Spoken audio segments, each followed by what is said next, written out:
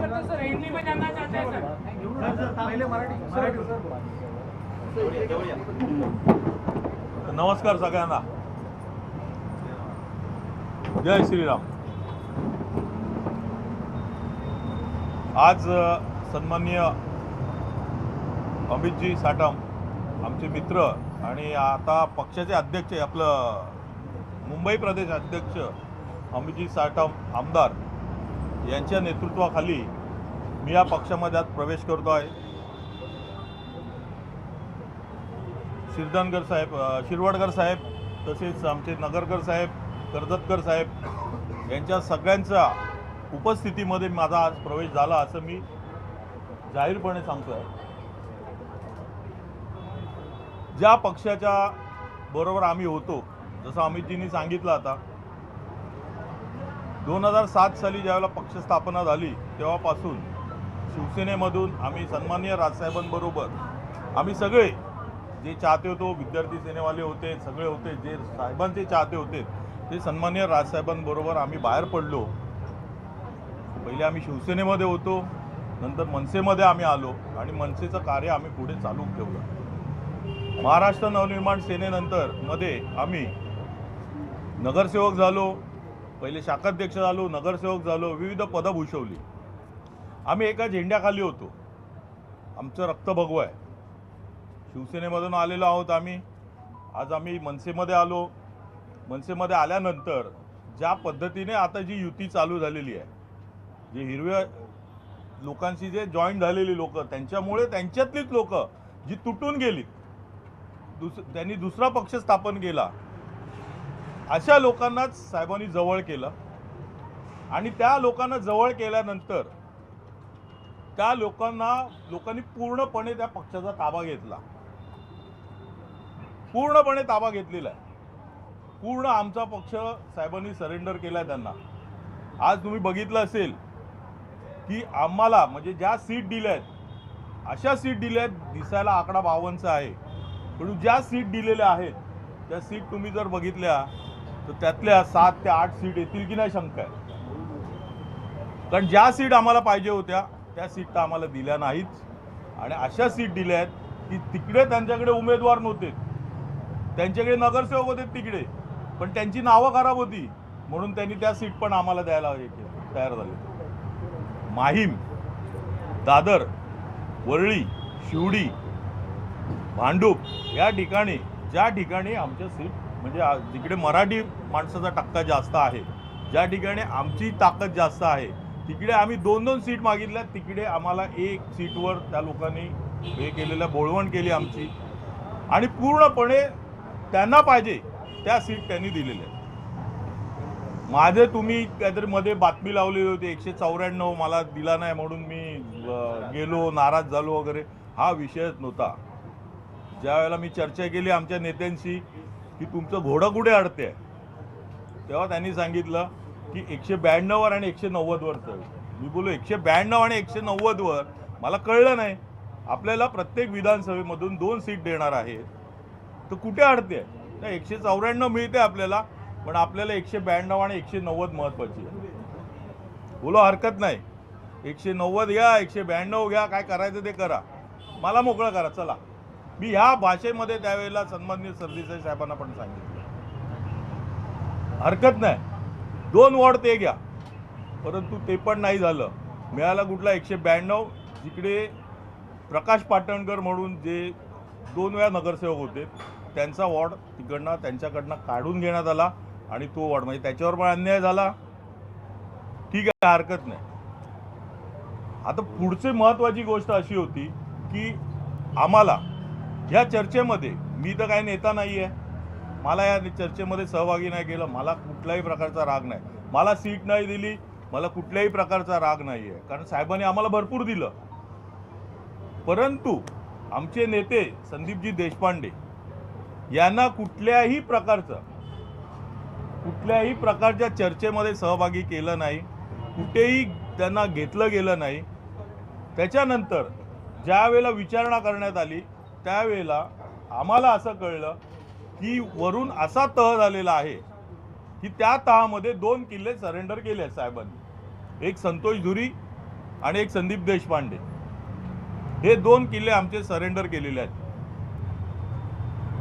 म्हणजे काय केलं की तिकडनं बांद्रावरून सांगण्यात आलं, बांद्र्याच्या बंगल्यावरून सांगण्यात आलं की हे दोघं जण कुठेही दिसले नाही पाहिजेत, कुठल्याही चर्चेमध्ये दिसले नाही पाहिजे किंवा कुठल्याही उमेदवार म्हणून कुठेही दिसले नाही पाहिजे.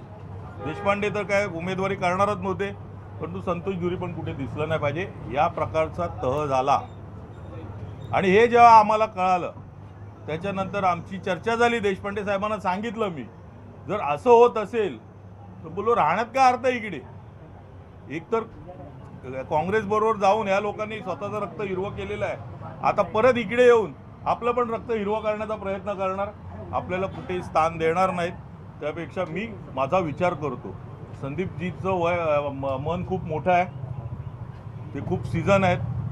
त्यांनी सांगितलं तू विचार कर बाबा, मी काय येत नाही. म्हणजे ह्या प्रकारे मी याच्यातून बाहेर पडलो. सन्माननीय देवेंद्रजी फडणवीस साहेब यांच्याकडे काल मी गेलेलो. नितेशजी राणे यांनी मला बोलवून घेतलं, माझ्याशी चर्चा केली. मला खूप त्याच्यामध्ये आनंद वाटतो आहे आणि खूप भरून आलं की काय विषय असा आहे की नितेशजी राणे हे सिंधुदुर्गावरनं फक्त आणि फक्त माझ्यासाठी आलेत.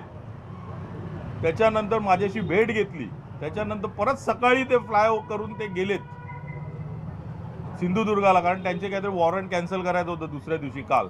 त्याच्यानंतर परत काल आलेत आणि त्याच्यानंतर देवेंद्रजीकडे घेऊन गेले मला आणि तिकडे माझी चर्चा झाली साहेबांबरोबर, खूप चांगली चर्चा झाली. आणि त्यानंतर मी निर्णय घेतला की आपण प्रवेश करायचा. देवेंद्रजींनी सांगितलं की आमचे अध्यक्ष आहेत त्यांच्याकडे तुम्ही जा, मुंबईचे अध्यक्ष अमितजी साटम आमदार यांच्याकडे जा आणि तुम्ही तिकडे प्रवेश घ्या. त्याप्रमाणे मी इकडे आज आलो आहे आणि मी आज इकडे प्रवेश केला. संतोषजी, तुम्ही सांगताय की रक्त हिरवं, तुम्ही संदीपजी तुमचे नेते वारंवार उल्लेख करताय, तुम्हाला तुमचं रक्त हिरवं होऊ द्यायचं नव्हतं, मग मित्राचं रक्त आता तिकडे हिरवं होत आहे, हे चालणार आहे का तुम्हाला? मी तुम्हाला सांगितलं की त्याचं मन मोठं आहे, त्याचं मन खूप मोठं आहे, तो त्याचा निर्णय घेईल. पण माझं मन तेवढं मोठं नाही आहे, म्हणून मी हा निर्णय घेतला. पक्षाच्या भूमिका वारंवार तुम्ही मांडलेल्या होत्या, अनेक आंदोलनं केली होती. भोंग्याचं सगळ्यात मोठं आंदोलन होतं, ते तुम्ही दोघांनी लीड केलं होतं. तेव्हा पक्षासाठी अनेक गुन्हे तुम्ही अंगावरती घेतले होते आणि अशा वेळी जी सुकर वेळ होती, ज्या ठिकाणी तुम्हाला निवडणुकीच्या अशा सगळ्या प्रक्रियेत सामील करून घेणं गरजेचं होतं, त्यावेळी घेतलं गेलं नाही. हेच खरं दुःख आहे.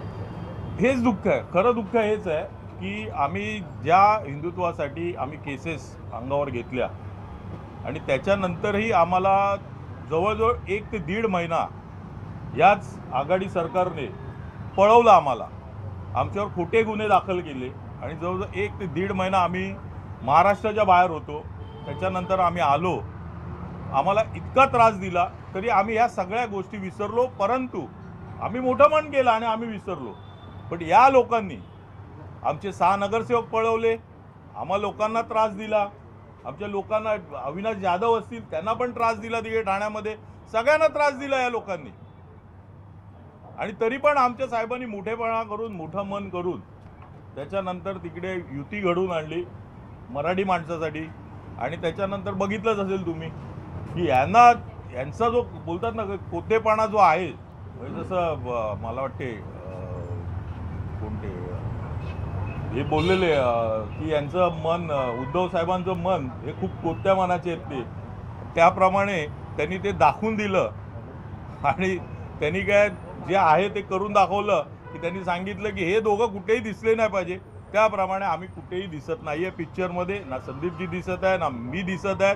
त्याच्यामुळे जे चेहरे आमचे महत्त्वाचे जे चेहरे आहेत, म्हणजे जसे अनिजा माजगावकर असेल, हिला तिकीट नाकारण्यात आली, असे भरपूर चेहरे जे आहेत त्यांना तिकीट नाकारण्यात आली, राहुल चव्हाण असेल, मग भरपूर जे आहेत, आता मी सांगत बसलो तर पूर्ण लिस्ट तिकडे तुम्हाला दिसेल. ह्या लोकांना डावलण्यात आलं, ते फक्त आणि फक्त यांच्यामुळे डावलण्यात आलं. जे शिलेदार, म्हणजे आता तुम्ही एक लक्षात घ्या की ज्या वेळेला हे कार्याध्यक्ष झाले उद्धवजी, त्याच्यानंतर बाळासाहेबांचे जे शिलेदार होते त्यांना जसं लांब करण्याचं काम त्यांनी केलं.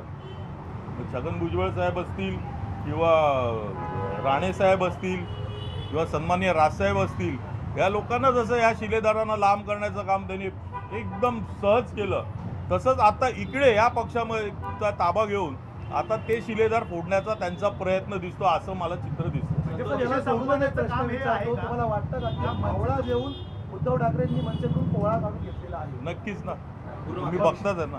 पक्ष संपवायचं काम पण तुमच्यासोबत राज ठाकरेंनी चर्चा केली नाही का? कारण तुम्ही 2-3 वेळा शिवतीर्थमध्ये गेला होता, तर तुमची नाराजी होती अशा बातम्या आम्ही दाखवल्या. नाही, नाराजी मी तुम्हाला परत सांगतो, पण राज मला ठाकरेंनी चर्चा केली की नाही? मला सीट पाहिजेच हा मी कुठेही अट्टास धरला नाही, आणि मी जर अट्टास धरला असता तर मला सीट द्यावीच लागली असती, पण मी अट्टास कुठेही धरला नाही या गोष्टीचा. उद्धव ठाकरेंबरोबर झालेलं नक्की नक्की 10 मध्ये हरले साहेब. असं म्हणाल की साहेबांनी पक्ष सरेंडर केला, नक्की कोणाला सरेंडर केला?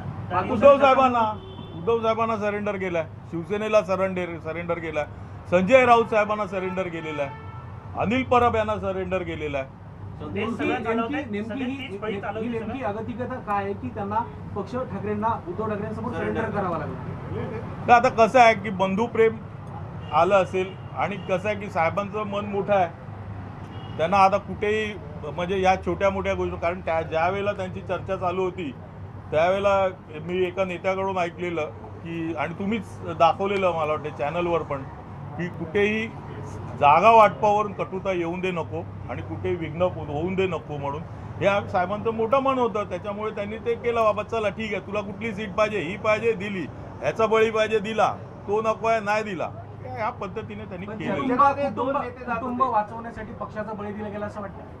नाही नाही, कुटुंब वगैरे ना, म्हणजे दोघं एकत्र आले वगैरे ठाकरे परिवारासाठी मनसेचा बळी गेला तसंच समजायचं आता. राज ठाकरेंनी वेळोवेळी आव्हान केलं होतं, रुसवे फुगवे सोडा, मराठी माणसासाठी एकत्र या, असं त्यांनी आव्हान केलं होतं. तुम्ही तुमच्याच नेत्याचं आव्हान पाळलं नाही का? मराठी माणसासाठी, मराठी माणसांसाठी तुम्ही जर भांडत असाल तर तसे चेहरे पण गेले पाहिजे ना सभागृहामध्ये.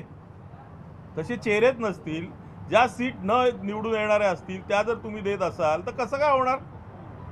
तुम्ही हे वाक्य बरोबर बोलताय की मराठी माणसासाठी मराठीसाठी करताय तुम्ही, पण तेच चेहरे जे भांडणार आहे मराठी माणसासाठी, जे जाऊन करणार आहे, ज्यांना अनुभव आहे, त्या लोकांना तुम्ही पुढे पाठवणार नसाल, त्यांना चर्चेमध्ये सहभागी करणार नसाल तर ते हे होणारच आहे ना. पण हा निर्णय घेणं कसं शिवतीर्थवरून तुम्हाला काही मेसेज आलाय का किंवा काही फोन वगैरे तुम्हाला मनधरणी करण्याचा काही प्रयत्न झाला का? कारण की संतोष जोरी कुठल्याही प्रकारचा नाही, कुठल्याही प्रकारचा नाही, कुठल्याही प्रकारचा नाही, मनधरणीपणा नाही किंवा कुठलं बोलवणं नाही की तुम्ही या वगैरे.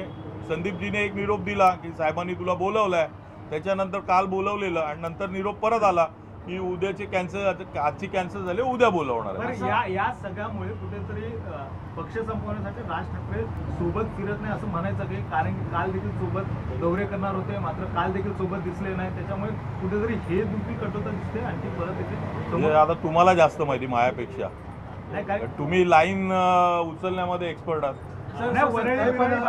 वरळी भागामध्ये बॅनर सगळीकडे दिसतात मुंबईमध्ये, त्याच्यावरती राज ठाकरेंचा कुठेही फोटो नाहीये. तुम्ही ज्या प्रकारे बोलता की बंधुप्रेम हे राज आमच्या साहेबांचं मन मोठं आहे. सर तुम्ही असं म्हणालात की कुठलाही संपर्क करण्यात आला नाही, हा प्रवेश या सगळ्या गोष्टी घडताना सुद्धा पूर्वी असं म्हटलं जायचं की ठाकरेंचा म्हणजे मातोश्रीचा आणि पक्षाच्या पदाधिकाऱ्यांचा संपर्क तुटलाय, तेच मनसेच्या बाबतीत होते असं वाटतं? नक्कीच. हिंदी हिंदी हिंदी हिंदी हिंदी हिंदी करतो. काय शब्द होते पहिले जेव्हा त्यांना समजलं की संतोष जोरी त्यांच्यापासून वेगळा होतो किंवा मनसे त्यांना सोबत कधी आणणार? काय म्हटलं होतं? त्यांना सोबत कधी आणणार? नाही, हे खूप मोठी म्हणजे गोष्ट ही कठीण होती ती, की दोघं आम्ही बाजूला होणं, कारण एवढ्या वर्षाची मैत्री, पक्षाच्या अगोदरपासूनची आमची जी मैत्री, त्याच्यानंतर पक्ष स्थापनेपासूनची आमची मैत्री होती चांगली, आंदोलनात पण होती, कुठल्याही केसेसवर आम्ही दोघं एकत्र जात होतो. परंतु ज्या वेळेला हा निर्णय मी त्यांना सांगितला, की मी मला निर्णय घ्यावा लागणार म्हणून, तेव्हा त्यांनी मला खूप समजवलं की बाबा तसं करू नको म्हणून. त्याच्यानंतर मग शेवटी तुम्ही बघितलं असाल की 4-5 दिवस मी लांब गेलो त्यांच्यापासून, तेव्हा कुठे हा निर्णय मी घेऊ शकलो. सर एक शेवटचा प्रश्न घेतो, एक शेवटचा प्रश्न घेतो. साहेबांचं मन मोठं आहे, साहेबांचं मन मोठं आहे, मग तुमच्या मनाचं काय झालं? काय तिथे विचारणा केली नाही का तुमची? अहो, एका ठिकाणी मन मोठं आहे, एका ठिकाणी मन कोतं आहे, त्याला काय करणार? Plus negative is equal to काय होतं, तसं झालं, सगळं निगेटिव्ह झालेलं आहे. सर तुमच्या पक्षाकडून 2 प्रतिक्रिया आलेल्या आहेत. एक यशवंत किल्लेदारांची प्रतिक्रिया आहे. दिवाळीत देखील तुम्ही तुरुंगवास भोगलेला आहे संदीप देशपांडे यांच्यासोबत. हा निर्णय घेणं तुमच्यासाठी कितपत कठीण? कठीण होतं, आव्हानात्मक सर, याला होतं? नाही, आणि या एकदा- सगळ्या त्यागाची कुठतरी कदर केली गेली नाही असं वाटतंय का नाही, शिंदे? कसं आहे की त्यांनी जर एवढं कठीण मन करून जर आम्हाला हे केलं असेल तर मग आमची पण तयारी आहे ना. सर, 2 प्रतिक्रिया आलेल्या आहेत. एक मनसेमधून जी यशवंत केलेल्याची प्रतिक्रिया आली की आमच्या पक्षाचं नुकसान झालेलं आहे तुमच्या जाण्याने, पण दुसरीकडे स्थानिक ठाकरे गटाचे आमदार आहेत बाजूचे दादरबाईंचे महेश सावंत म्हणतात की 5 पैशाचा फरक पडणार नाही जरी गेले तर. कसं आहे, तो खूप मोठा आमदार आहे आणि मला वाटते त्याला शेवटची टर्म आहे त्याची. तो आता पैसे गोळा करतोय. त्यांनी सीट विकून, जी सीट आहे ना 194ची, ती दोघांकडनंही पैसे घेतलेले आहेत त्यांनी. सदा सरवणकर यांच्याकडनं पण पैसे घेतलेत त्याने आणि सुनील शिंदे यांच्याकडनं पण घेतलेले आहेत. तो आता फक्त 5 वर्ष पैसे गोळा करायचे आहेत. SRA ऑफिसमध्ये बसलेला असतो कंटिन्यू. त्याच्याबद्दल काय बोलणार? लोक ते सांगतायत तिकडे हा आमदार झालाय पण फोन नाही कोणाचे उचलत, काय ना भेटत नाही कोणाला. त्याच्याबद्दल काय बोलणार? यशवंत शेवटचा हिंदी हिंदी आरोप आहे की हिंदी तुमच्यावरती हिंदी